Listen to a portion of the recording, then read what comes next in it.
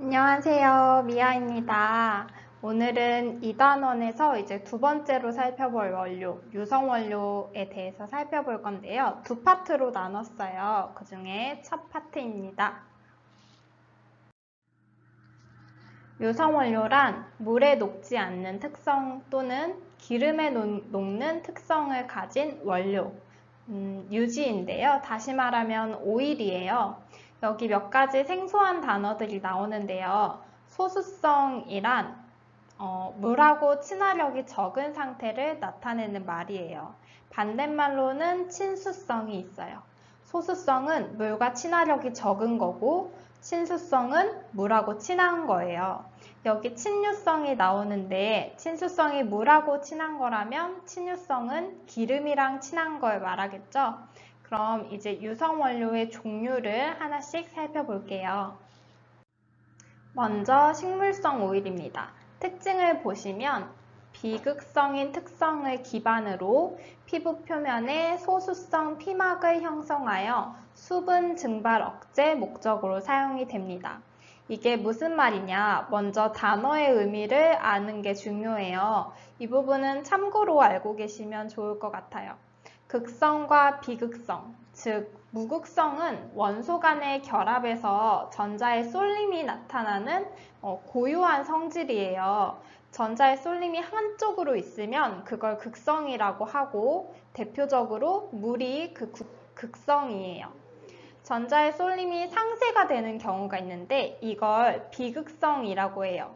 이건 대표적인 게 기름이에요. 극성 물질은 극성끼리 잘 섞이고 비극성 물질은 비극성 물질끼리 잘 섞이는데 극성과 비극성은 잘 섞이지 않아요. 그래서 물과 기름이 잘 섞이지 않는 거죠. 기름은 비극성 물질이기 때문에 그 특성을 기반으로 피부 표면의 소수성, 아까 물과 친화력이 적은 상태라고 했죠. 당연한 거죠. 소수성 피막을 형성해서 피부의 수분 증발 억제 역할을 하게 되는 겁니다.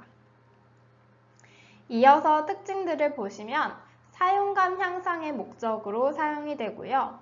식물성 오일이니 당연히 식물의 씨나 잎, 열매에서 추출을 하겠죠. 그리고 건성 피부나 노화 피부에 유용하고요. 피부 친화성이 좋은 오일입니다. 하지만 안전성이 좋지 않고 산패가 쉬워요. 그러면 어떤 종류들이 있는지 살펴보시죠. 지금 화면에 나오는 오일들이 식물성 오일에 해당이 돼요. 각각의 특징들을 제가 설명을 드릴 텐데 필요하신 분들만 따로 적어두시고 메모해 두시면 좋을 것 같네요. 먼저 로즈잎 오일입니다. 장미과로서 야생 장미나무의 빨간 열매 또는 그 씨앗을 냉압착법이나 용매 추출법으로 추출하는 식물성 오일이에요. 용매 추출법에 대해서 조금 설명을 드리자면 특정 용매를 이용해서 식물의 방향성 유효 성분을 추출하는 방법이에요. 이렇게 추출한 로즈잎 오일은 연한 붉은색을 띠는 액체로 특유의 향을 가지고 있고 약간의 점성은 있지만 잘 흡수되는 편입니다. 세포 조직 재생 효과가 뛰어나기 때문에 노화 피부, 건성 피부에 유용하고 햇빛에 의한 색소 침착을 방지하는 데에도 유용하게 사용이 돼요. 또 아로마 세라피에서 다른 에센셜 오일을 희석하는 데 사용되기도 하고 단독으로 마사지에 사용할 정도로 모든 피부 타입에 사용이 가능한 오일입니다. 하지만 지성 피부와 여드름 피부는 모공을 막을 수 있어요. 그리고 아까 로즈잎 오일이 용매 추출법으로 추출을 한다고 했잖아요. 이 용매 추출법으로 추출한 오일은 과량 사용하게 되면 피부 자극을 일으킬 수 있는데 당연히 사용에 주의가 필요하겠죠. 로즈잎 오일 역시 용매 추출법으로 추출하는 오일이라서 민감성 피부에 사용할 때는 피부 자극을 일으킬 수 있어서 주의가 필요하고요. 온도와 빛에 민감하기 때문에 보관에도 주의가 필요합니다. 다음은 올리브 오일인데요. 많이 들어보셨죠? 올리브 나무의 열매를 압착해서 추출하는 오일입니다. 음식에도 많이 사용이 되는 오일이죠. 이 올리브 오일은 불포화 지방산인 올레인산이 65에서 80%로 많이 포함된 오일이에요. 역시 피부에 대한 친화성이 우수한 오일입니다.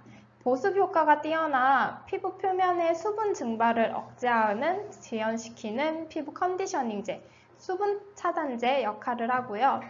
착향제로도 사용이 돼요. 비타민 E를 다량 함유하고 있어서 피부를 부드럽고 또 탄력 있게 해줍니다. 또 아기의 피부에 사용될 만큼 민감성 피부에 사용도 굉장히 좋은 편이에요. 다음 또 익숙한 이름이 나왔네요. 티트리 오일입니다. 티트리의 잎과 잔가지를 증기중류법, 수증기로 식물의 방향 유효 성분을 추출하고 냉각수로 식혀 응축하는 방법으로 추출을 합니다. 옅은 노란색이나 무색을 띠고요. 신선하고 코끝을 자극하는 캠퍼향을 가지고 있어요. 박테리아, 바이러스, 진균류에 효과적으로 작용하고 면역력을 증가시켜주는 오일로 알려져 있는데요. 그래서 우리 티트리 오일 하면 여드름 피부에 많이 사용되죠. 여드름 피부에 사용되는 화장품에 이 티트리 잎 오일이 첨가된 걸 많이 보셨을 거예요. 이렇게 티트리 오일은 알코올보다 높은 살균 효과 그리고 소독 효과를 가지고 있고 피지 조절, 피부 진정 효과의 우수한 오일입니다. 다음은 위점 오일에 대해서 설명드릴게요. 위점 오일은 미래 베아에서 추출한 식물성 오일로 노란색에서 갈색을 띠고 점성이 강하고 특유의 강한 향을 가지고 있어요. 필수 지방산이 풍부하고 비타민 E가 풍부해서 천연 산화 방지제 역할을 하기도 합니다.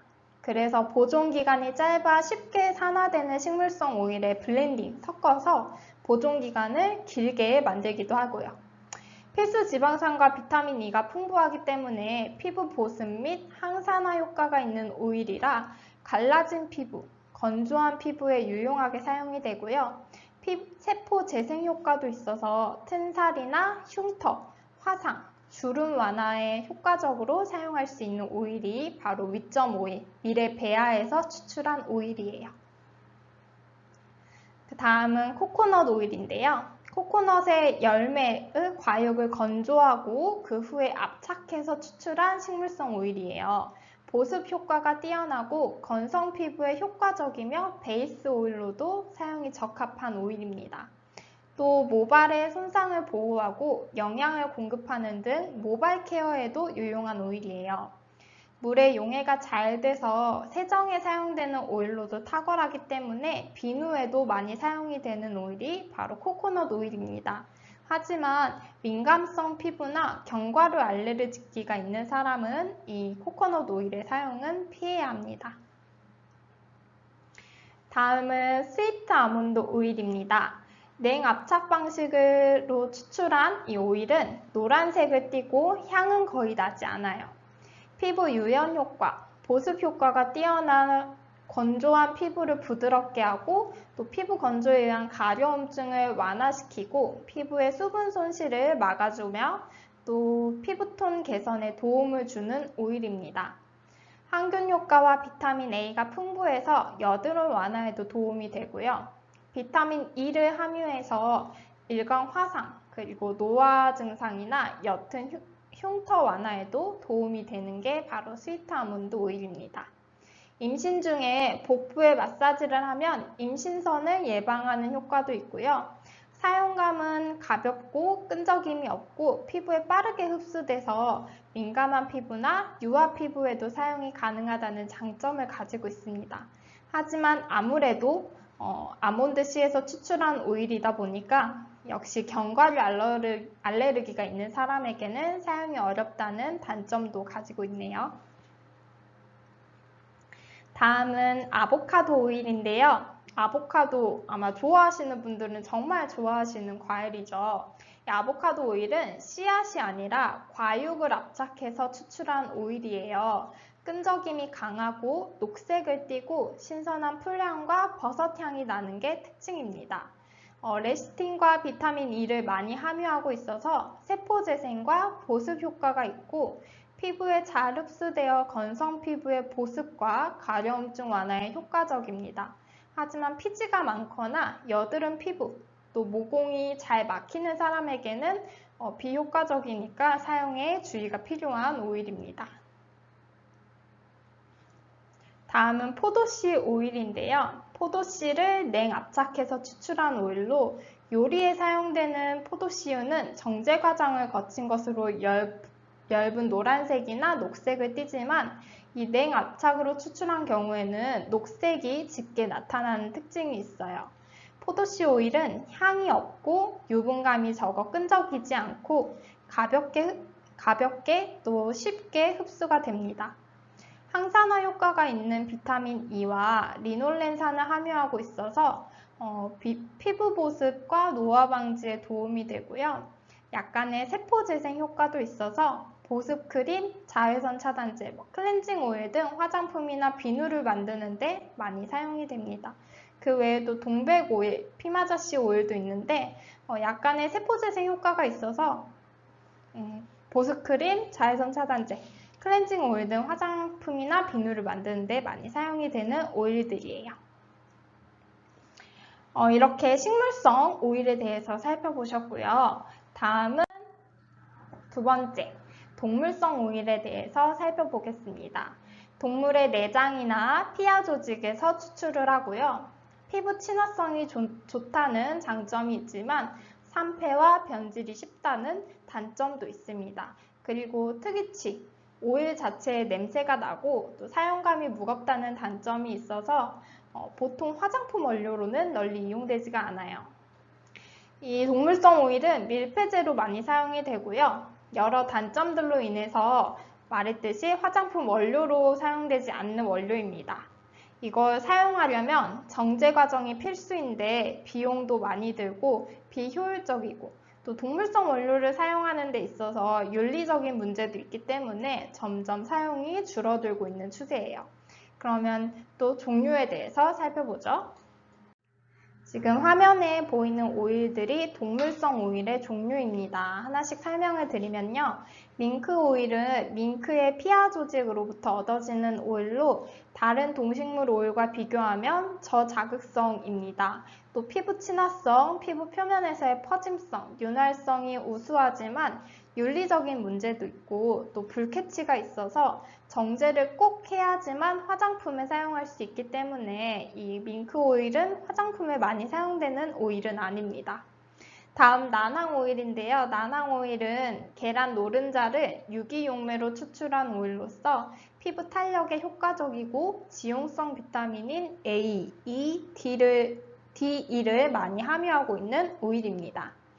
다음 에뮤 오일인데요. 에뮤는 새의 한 종류예요. 에뮤의 앞 가슴살에서 추출한 오일입니다. 피부 친화력은 당연히 우수하고요. 항염증에도 효과가 우수한 오일입니다. 다음은 마유인데요. 마유는 동물성 오일 중 그나마 많이 사용되는 오일이 아닐까 생각해요. 말의 피하 지방에서 추출한 오일이고요. 피부 친화성 당연히 좋고요. 흡수성도 좋다고 알려져 있는 오일입니다. 다음은 스코알렌인데요. 상어의 간유에서 추출한 오일이에요. 오일이 탄소와 수소로 이루어져 있는 불포화 탄화수소계라서 탄화수소로 분류되기도 해요. 성질 자체가 탄화수소에 더 적합하기 때문에 상어의 간유에서 추출하기는 했지만 인체의 피지와 유사한 구성을 가지고 있어서 피부 친화성이 좋고 보습제, 유연제로 사용되기도 합니다. 하지만 동물성 오일이기 때문에 당연히 비릿한 냄새, 특이치가 있고요. 쉽게 산패된다는 단점이 있어요. 그래서 화장품 원료로 사용되기보다는 식품으로 더 많이 사용되는데 건강식품으로 많이 사용되는 걸 주변에서 보실 수 있을 거예요. 참고로 말씀드리면 스코알렌이 있고 스코알란이 있는데 스코알렌에 수소를 첨가하게 되면 스코알렌이 가지는 산패되거나 변질되는 특성을 조금 없애준다고 해요. 그래서 스코알란은 피부에 좀 더 사용하는 편이에요. 그리고 올리브 오일에서 추출하는 스코알렌은 수소를 첨가하여 얻는 식물성 스코알란도 있다는 거 이것도 참고로 알고 계시면 좋을 것 같아요. 보시다시피 식물성 오일은 자료를 구하기가 상대적으로 쉬웠는데 그래서 부가적으로 설명드릴 게 많았는데 동물성 오일은 내용이 그렇게 많지는 않더라고요. 그럼 이제 세 번째 오일로 넘어가겠습니다. 세 번째 오일은 광물성 오일입니다. 이 오일은 광물질, 특히 석유에서 추출하는데요. 그래서 원유 있잖아요. 석유를 생산하기 전 단계인 원유를 정제하는 과정에서 생기는 부산물들로 얻어지는 오일들이라고 말할 수 있겠습니다. 색도 없고 향도 없어요. 그리고 산패나 변질의 문제가 없기 때문에 이 광물성 오일은 화장품에 굉장히 많이 사용이 되고요. 하지만 유성감이 강해서 피부 호흡을 방해할 수 있기 때문에 다른 오일, 특히 식물성 오일들과 함께 혼합해서 사용하게 됩니다. 그러면 종류를 같이 보실까요? 네, 지금 화면에 보이는 오일들이 광물성 오일의 종류입니다. 하나씩 설명을 드리면 미네랄 오일이 있는데요. 가장 대표적인 오일은 석유로부터 얻어지는 광물성 오일로 무색, 무취이고요. 탄소수가 15개에서 30개로 포화탄화수소로 구성되어 있습니다. 탄소수와 관련해서는 이 앞강의인 수성원료 부분을 다루면서 말씀드렸었죠. 궁금하신 분들은 앞에 수성원료 강의를 들어주세요. 미네랄 오일은 유동 파라핀으로 불리고요. 피부 표면의 수분 증발을 방지해주는 피부 컨디셔닝제인 수분 차단제나 피부를 부드럽고 유연하게 유지해주는 유연제로 사용되기도 합니다. 피부 보호제, 헤어 컨디셔닝제, 용제, 착향제로도 사용되는 오일이에요. 또 쉽게 산화되지 않고 유화되기가 쉽다는 특징을 가지고 있는 오일입니다. 다음은 파라핀인데요. 석유에서 얻는 고형 혼합물로 수분 증발을 차단하는 목적이나 화장품의 점증제로 사용을 합니다. 그런데 이 파라핀은 불순물이 포함되면 부작용이 발생할 수 있어서 주의가 필요한 오일이에요.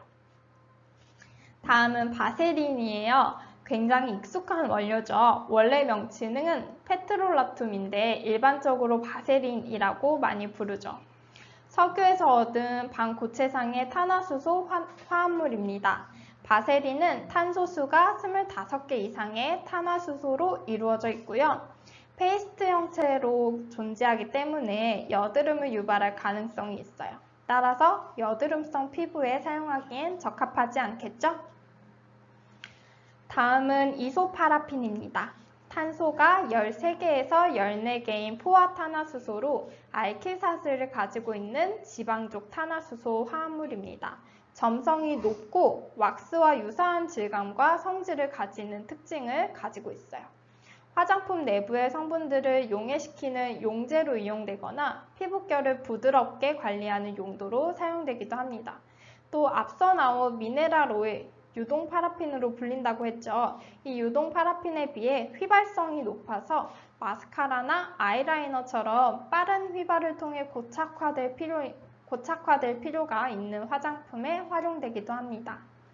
마지막 이소헥사데칸인데요. 탄소수는 16개로 이루어진 지방족 탄화수소로 무색, 무취의 투명 액상 상태이며 매우 매끄러운 촉감으로 화장품의 얇은 발림성을 부여해주는 원료예요.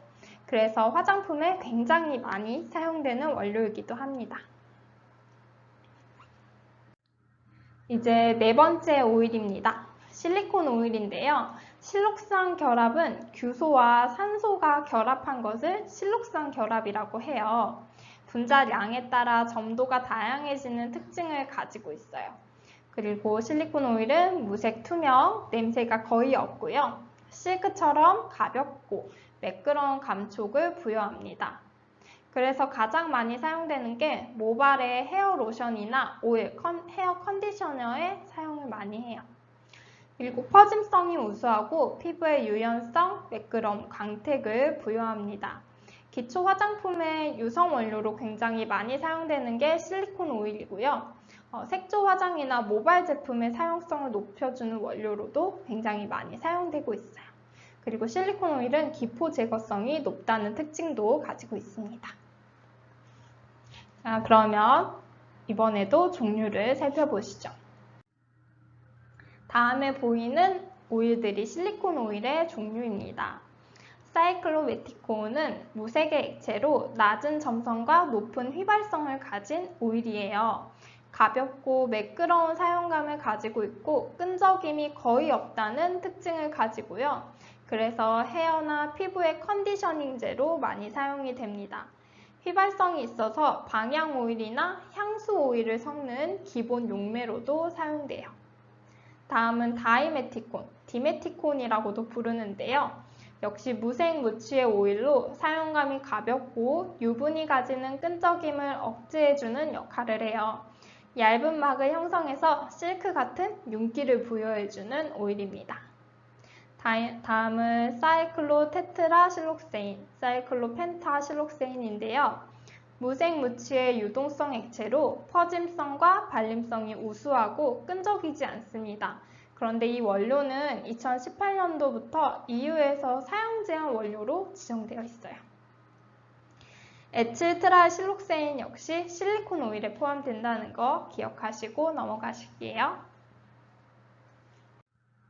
이렇게 해서 유성 원료의 앞부분을 다 살펴보셨고요. 다음 이어지는 강의에서 유성 원료마저 같이 살펴볼게요. 오늘도 수고하셨습니다. 다음에 또 만나요. 안녕.